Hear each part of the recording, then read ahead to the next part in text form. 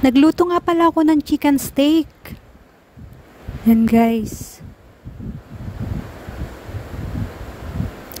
Minarinate ko sa soy sauce, tapos kalamansi, 7 kalamansi, tapos maraming paminta, kaunting salt.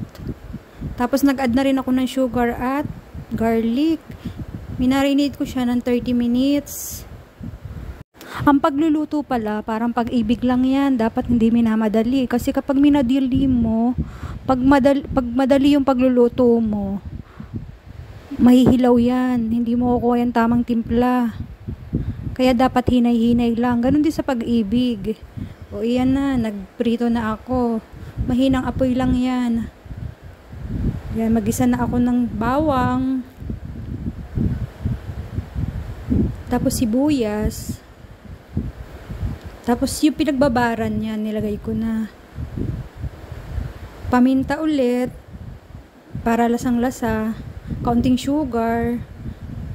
Nag-add uli ako ng pepper. Inilagay ko na yung chicken na pinirito ko. Nag-add ako ng onion. Yun guys, luto na ang chicken steak. Thank you for watching. Kain po tayo.